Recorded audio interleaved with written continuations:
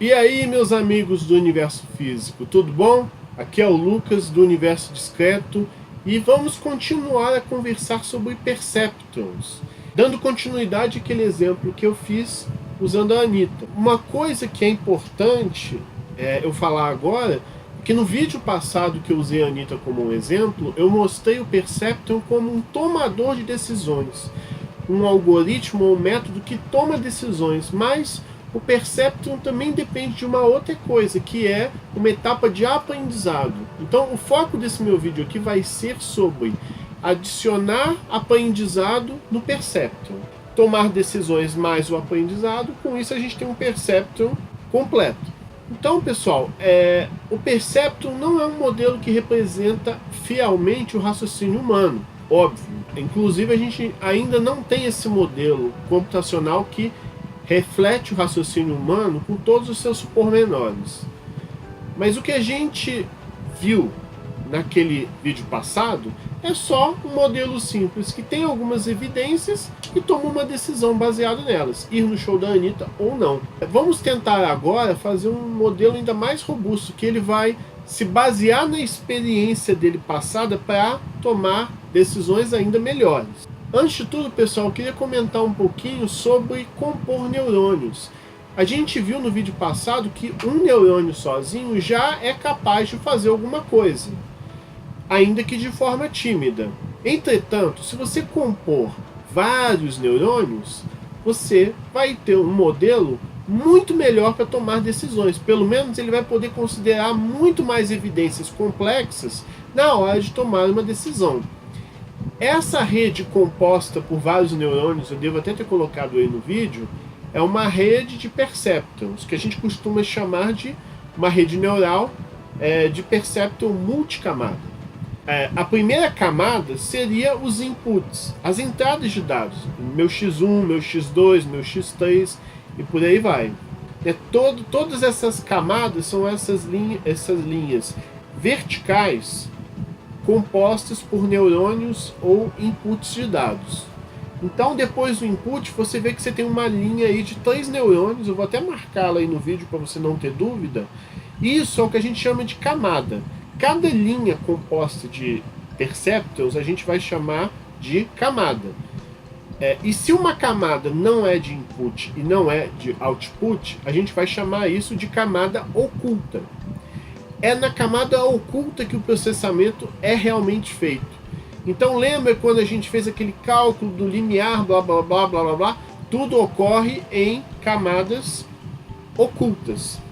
Por que adicionar mais camadas torna o seu processamento mais rico?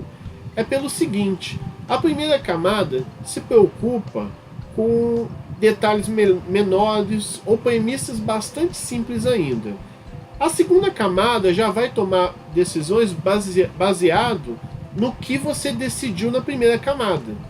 Então é uma camada que toma uma decisão a partir de uma decisão complexa da primeira camada.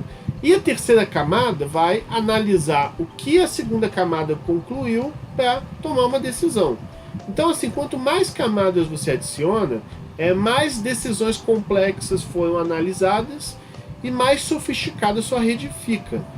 Para você entender melhor, vamos imaginar um exemplo aqui bem simples. Imagina uma rede neural que reconhece uma pessoa da cabeça aos pés.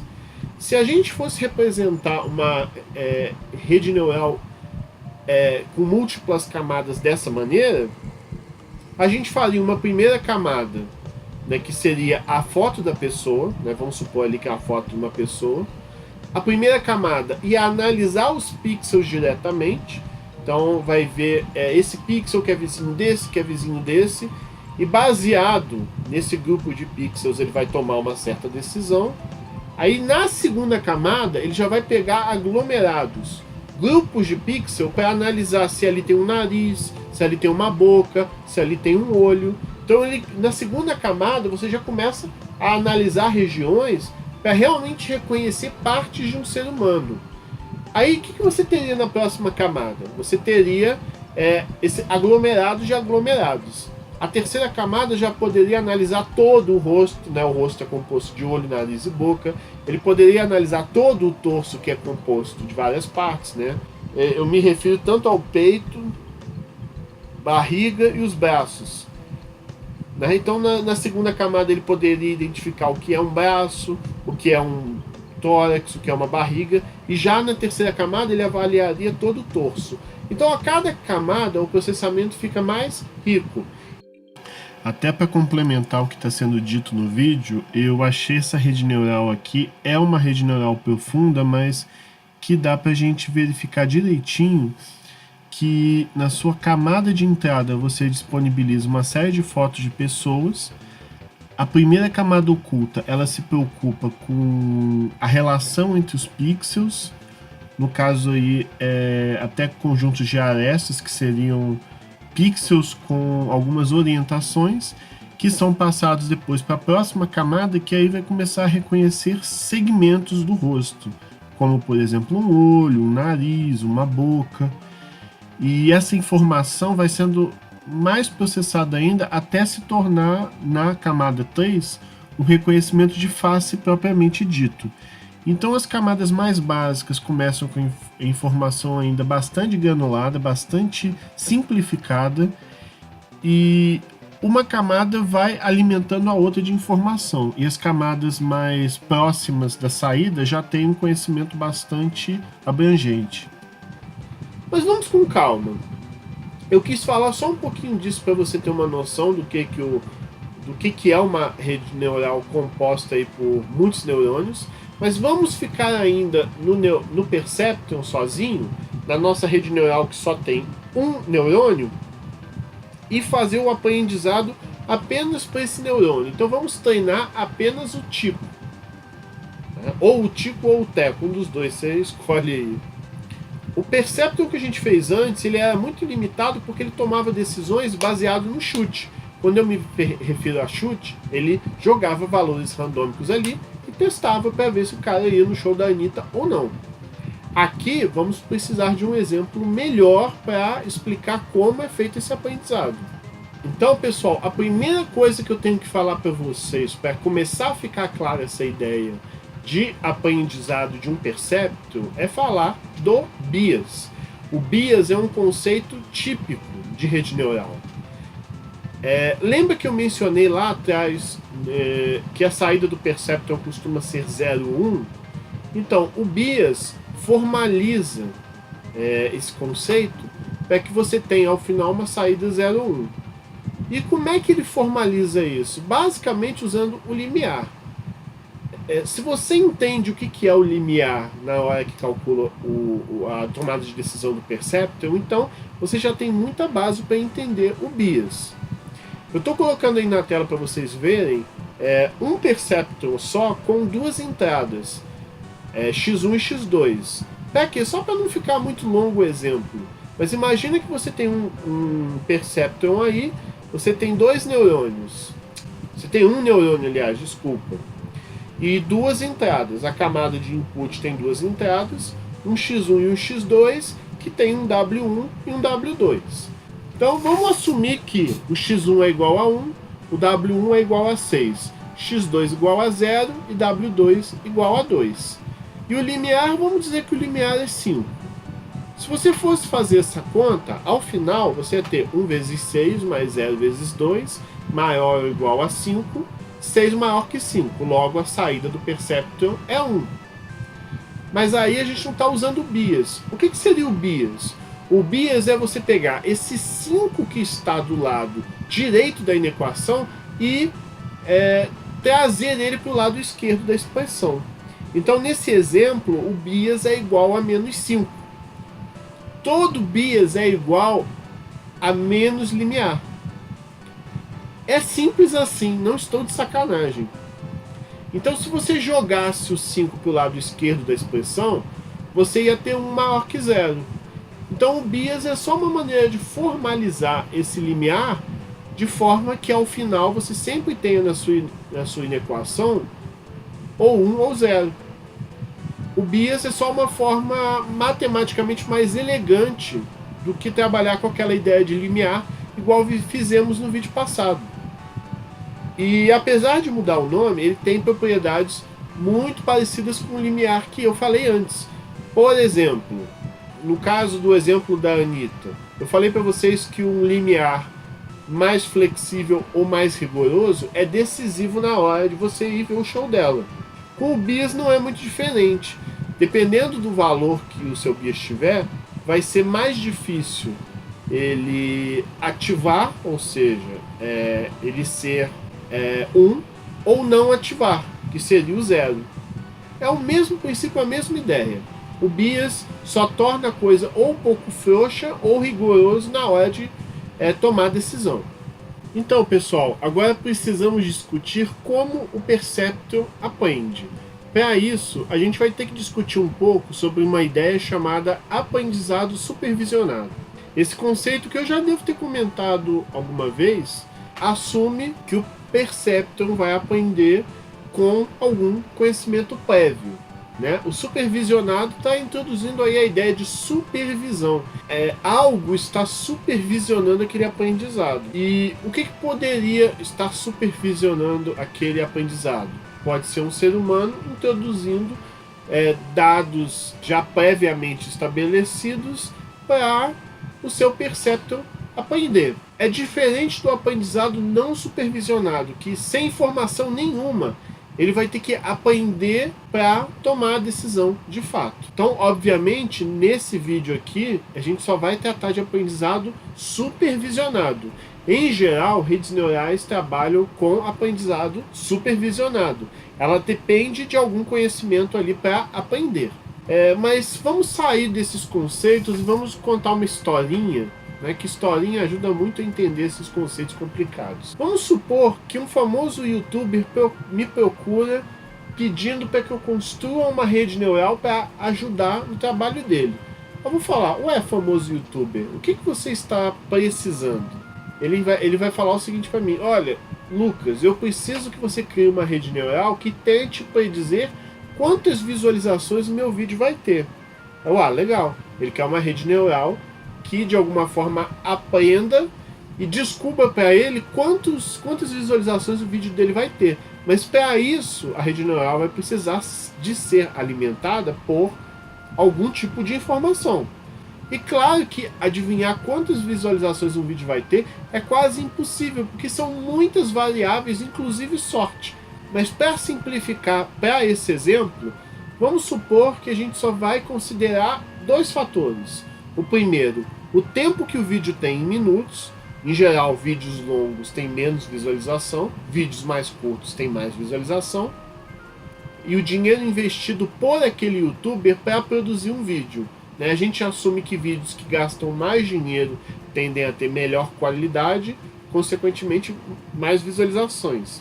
Claro que a gente sabe que na prática não é isso que acontece, mas para esse exemplo aqui, vamos assumir que isso aconteça.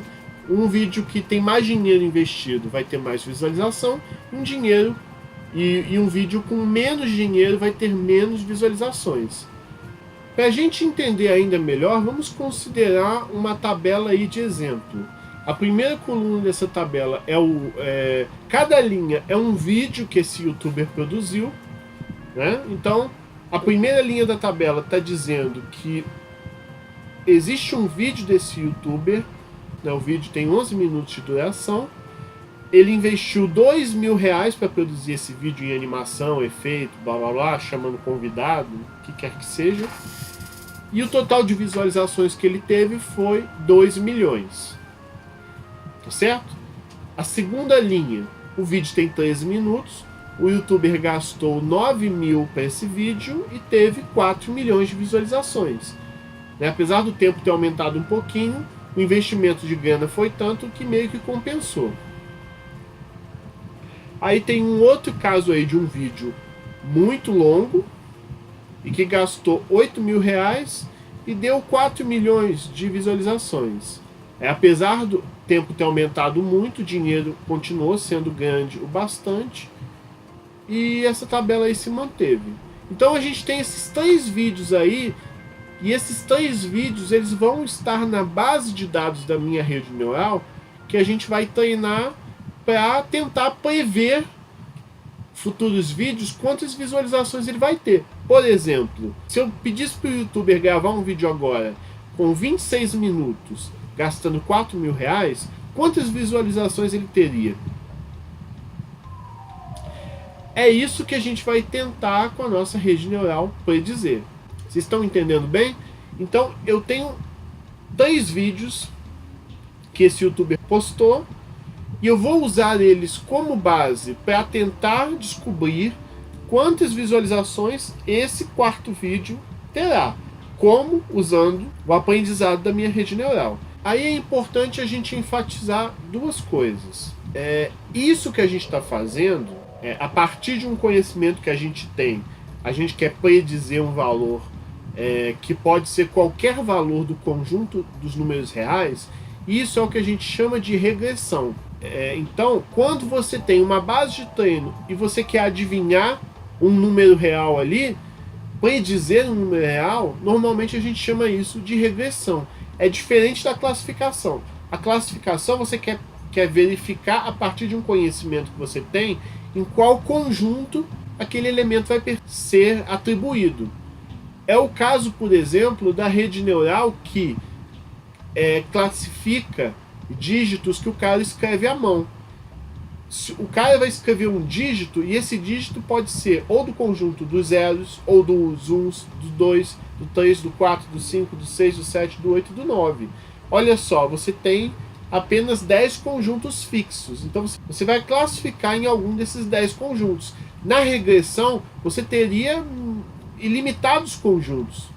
Então fica claro para a gente que estamos trabalhando com regressão. A quantidade de visualizações que esse vídeo tem pode ser qualquer uma, pode ser 0, pode ser 1.000, pode ser 1 milhão, pode ser 2 milhões, é ilimitado. Então quando você fala de quando você está tentando predizer algo que está no conjunto dos números reais ilimitadamente, você está falando de regressão. Quando você está falando de atribuir um cara a um conjunto fixo de elementos inteiros, você está falando de classificação. O x1 e x2 já temos, são essas 2 colunas aí da tabela, e elas já são informadas a priori, e o que a gente quer adivinhar é aquela interrogação. Na verdade, mais do que isso, a pergunta certa não é adivinhar o que está ali na interrogação. A pergunta certa que a gente quer fazer é: qual seria o W1 e W2 e bias ideal que possa ser atribuído em toda essa tabela, que atenda toda essa tabela corretamente e, com isso, me forneça o que está na interrogação. Então eu preciso saber qual que é o W1, qual que é o W2 e qual que é o bias que atende toda essa tabela. Então é isso que a gente vai buscar. O aprendizado consiste em achar o W1, o W2 e o bias apropriado para aquela tabela. Beleza? Mas antes da gente achar esses elementos, a gente precisa fazer algo que a gente chama de normalização.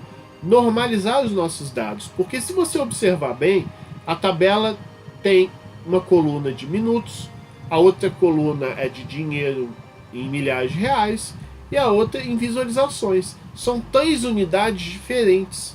Seria como a gente trabalhar com laranjas, maçãs e abóboras. Então, o que a gente vai fazer? A gente vai normalizar para transformar tudo em maçã. E como isso é feito? A normalização normalmente consiste em você pegar cada elemento dividido pelo máximo dele e pegar um valor entre 0 e 1. Para simplificar para o nosso exemplo, vamos assumir que o tempo de vídeo não pode passar de 100 minutos, o dinheiro investido não pode passar de 100 mil reais e o total de visualizações nunca pode passar de 100 milhões. Assumindo que essas unidades todas, nenhuma possam passar de 100, facilita, porque para normalizar, basta dividir todas elas por 100. E ao dividir todas elas por 100, é como se a gente estivesse transformando toda essa salada de frutas aí em apenas maçãs. E a tabela fica com essa cara aí, que deve estar na tela aí para você nesse momento. A partir desse momento, então, pessoal, a gente tem uma tabela normalizada aí, onde tudo virou maçãs, entre aspas. Ou seja, todos os valores ali estão representados com o mesmo padrão, com uma mesma unidade. Mas e agora? Como é que a gente faz o Perceptron aprender de fato? Bom, o que a gente primeiro tem que fazer é selecionar essas amostras que estão na base de dados. E quando eu falo de amostras, eu falo dos vídeos. Eu vou até assinalar aí para vocês. Tem 3 vídeos aí na base de dados. O primeiro vídeo de 11 minutos, o segundo vídeo de 13 minutos e o terceiro vídeo de 26 minutos. O quarto vídeo, ele não entra na base de dados porque aquele quarto vídeo é o que a gente quer predizer a partir do treinamento estabelecido. Uma coisa é o treinamento, a outra coisa é o teste. Essa quarta linha, esse quarto vídeo, é o teste que a gente vai fazer em cima do nosso treinamento. E como é que eu vou saber quais que são os W1, W2 e o BIAS dessa minha base de treinamento? Do jeito que está aí, eu posso representar como um sistema de equações, já que o x1 está associado com W1, ou seja, x1 vezes W1, mais o x2 associado ao W2, x2 vezes W2, mais o BIAS, que é o limiar trazido para o lado esquerdo, igual ao que você predisse de fato. Se você pegar essas 3 linhas e montar um sistema de equações, vai ficar igual está aí na tela. A gente precisa achar um W1, um W2 e um B que satisfaça esse sistema de equações, ou que chegue o mais próximo possível de satisfazer. A cada amostra que você adiciona no seu treinamento, você está adicionando mais uma linha nesse sistema de equações. Não dá para achar um W1, um W2 e um BIAS que satisfaça todo o sistema, né? Uma vez o ex-presidente, se eu não me engano, John Kennedy, ele disse algo como: a melhor forma de desagradar a todos é agradando a todo mundo. Ou seja, se você tentar agradar a todo mundo, você vai ter que tentar conciliar coisas inconciliáveis e de repente você vai desagradar a todos. No caso de rede neural e W, é meio que o contrário. O W1, o W2 e o B, ele quer satisfazer todo mundo. Em muitos casos não vai conseguir, porque você não vai achar um sistema de equações que ache W1, W2 e B válido, dependendo do Perceptron que você está trabalhando. Nesse caso, o que a rede neural vai fazer é a estratégia do político populista. Tentar agradar todas as equações ao mesmo tempo da melhor forma possível. Mesmo que você não ache o W1, o W2 e o B exatos para aquele sistema de equação, pelo menos um W1, um W2 e o B que dê um resultado aproximado, que aproxime todo o sistema, mesmo que os valores de Y mudem um pouquinho, isso ele vai tentar fazer. Na verdade, é exatamente isso que o aprendizado do Perceptron faz. Então a gente vai admitir que aquela saída, aquele output, vai mudar um pouquinho, pode ficar um pouquinho distante do original, desde que você consiga achar um W1, W2 e um B que atenda àquele sistema de equações. Então a gente vai admitir uma coisinha chamada erro, porque se você monta um sistema de equações e o valor final não é idêntico ao seu y, existe uma variação ali, então, meu amigo, você está admitindo erro. Já que você está admitindo erro, o mínimo que a gente pode fazer é calcular o quão grande é esse erro. Então a gente vai introduzir o que a gente chama de uma métrica de erro. Ele vai verificar se o seu erro é grande ou pequeno. A métrica de erro é descrita dessa maneira aí como está na tela. Você vai somar a diferença da saída de y correta menos a saída que você obteve ao aplicar W1, W2 e o bias sem chegar no resultado exato. Então, a diferença entre o y real e o y que você predisse da sua base de treinamento, somado para cada amostra ao quadrado. Para você entender isso, eu vou dar um exemplo. Imagina que você tem um vidente que vai prever o jogo do Brasil versus Alemanha na Copa do Mundo. A chance de mais um gol! Gol da Alemanha! Ele prevê que vai ser 5-1. E o jogo real foi 7-1. Então o seu erro foi de 2 gols. É o mesmo princípio que a gente está aplicando aqui. É a diferença do y exato, o y que está no seu sistema de equação original, menos o y que você predisse tentando achar w's e b's que sejam compatíveis. Essa é a explicação toda na teoria, mas para a gente entender muito bem, eu gosto de fazer um exemplo na mão, explicando bem passo a passo tudo. Acho que com isso, se ficou alguma dúvida, eu espero retirar essa dúvida sua completamente. Então vamos lá, meus amigos. É muito comum, vamos imaginar que a gente está rastreando na mão o aprendizado do nosso Perceptron para a gente entender. Você pode, sem nenhum problema, começar a etapa de treinamento com o W1, o W2 e o B igual a 0. Você poderia colocar qualquer valor ali inicial, porque com o tempo ele ia aprendendo um W1, um W2 e um B melhor. Mas começa com 0 que fica mais fácil a gente entender. Bom, se o W1 for 0, o W2 for 0 e o B for 0, você vai ter esse sistema de equação que está aí na tela. E você pode observar muito bem aí que ele tem erro. Porque se você fizer a conta, vai ser 0 igual a 0,02, 0 igual a 0,04, isso aí claramente está errado. Então a primeira coisa que a gente vai ter que fazer é calcular o erro que deu com esse W1, esse W2 e esse bias que você escolheu. O erro é o quê? É a diferença entre... Aí, vamos só tomar um pequeno cuidado. Você vai calcular o erro por exemplo da base de dados, por linha. Então você começa calculando o erro da primeira linha. O erro da primeira linha é o y original, que é o 0,02, menos o que ele predisse, né? Ele predisse ali 0. Óbvio, multiplicou tudo por 0 ali e somou, então ele predisse 0. Então o seu erro foi de 0,02. A nossa métrica de erro é o quê? É pegar o erro ao quadrado. Então, o somatório do seu erro aí até o momento é 0,004. Agora que nós calculamos o erro daquela linha, a gente vai atualizar o bias.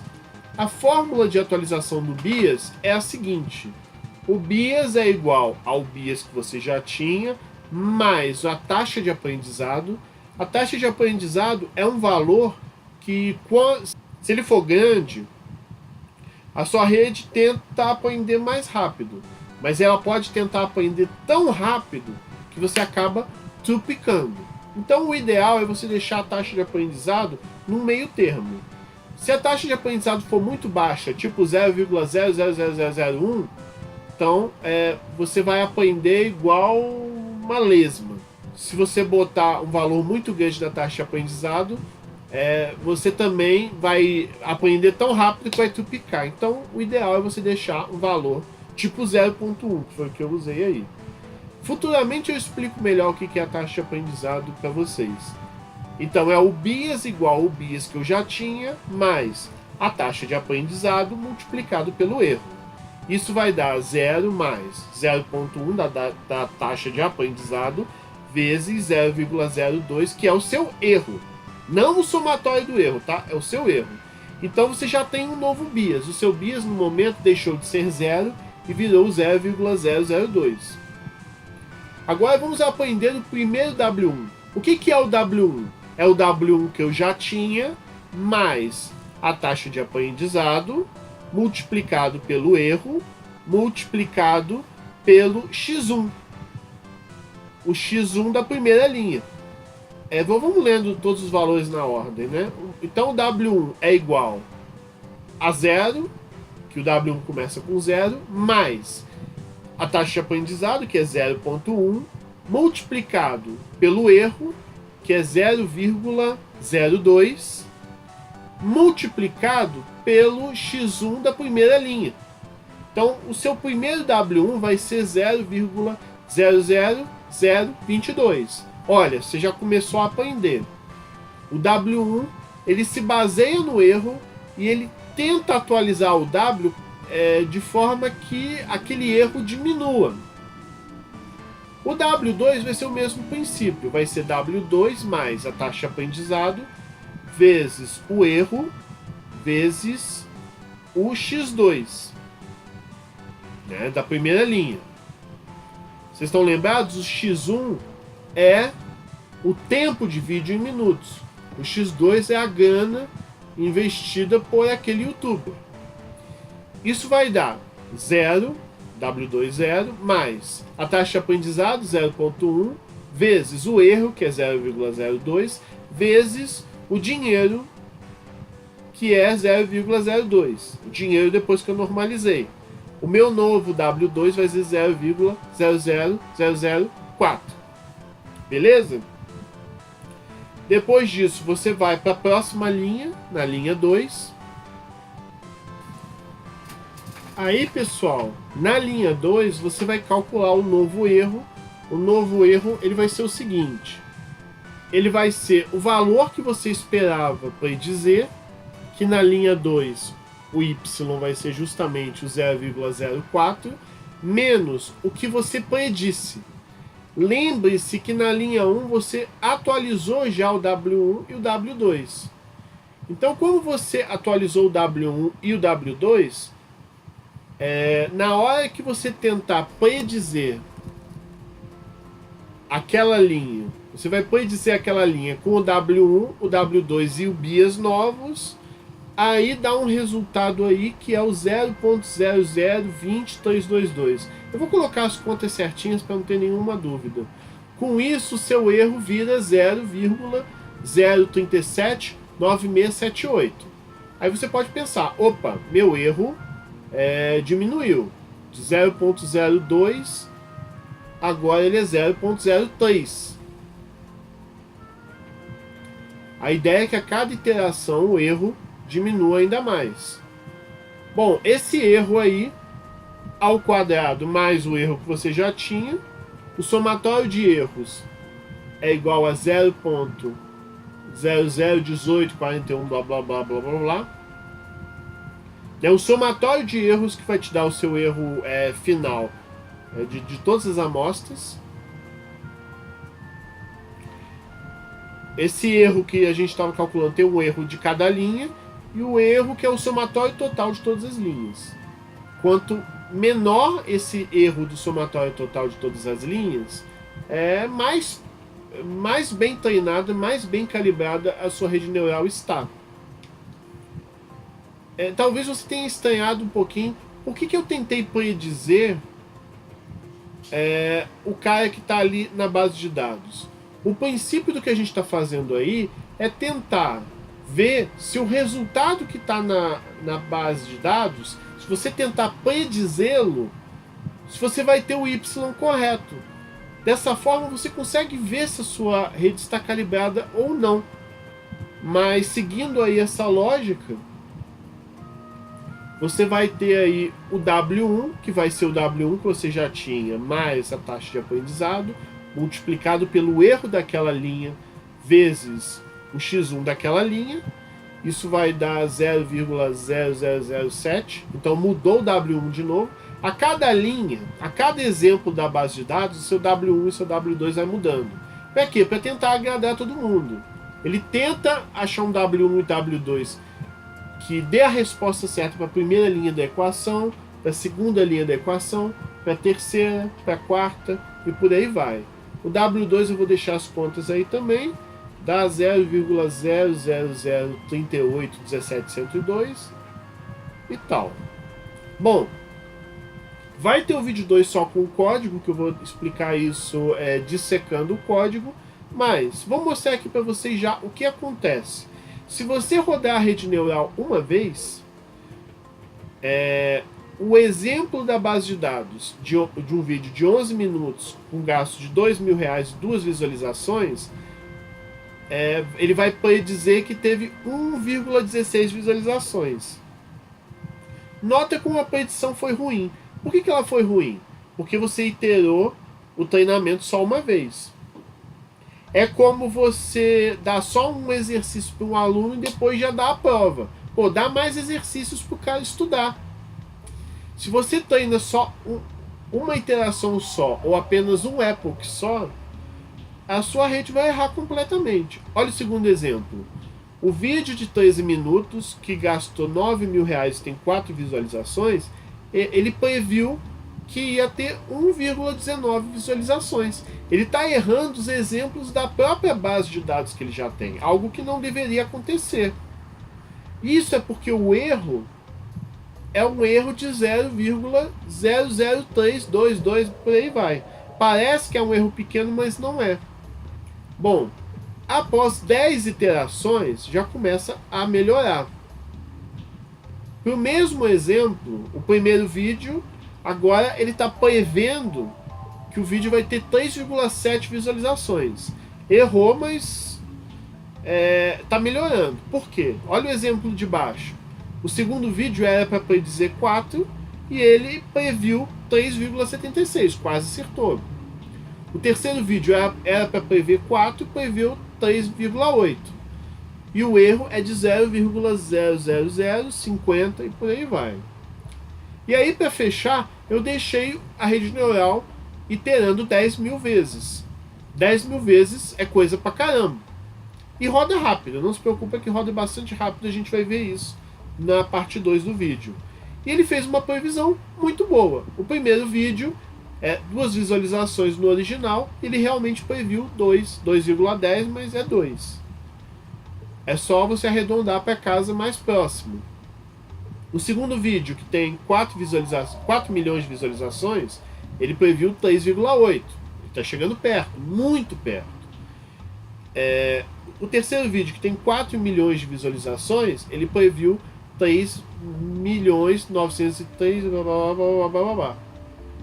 Logo, finalmente, se o meu vídeo tiver 26 minutos, eu gastar R$4.000 com ele, o total de visualizações que ele vai ter é de 1.151.000. E foi um erro baixíssimo, um erro de 0,000001333. Tá certo? Esse vídeo aí foi bem trabalhoso, pessoal. Explicar essa teoria não está sendo fácil. Eu até acredito que talvez eu insira algumas falas durante a edição para a didática ficar mais clara. Espero que vocês tenham gostado. Curta, compartilha e assiste o próximo vídeo que eu vou implementar isso aí de fato, tá certo? Valeu e vocês já devem estar vendo isso em janeiro. Feliz ano novo aí a todos.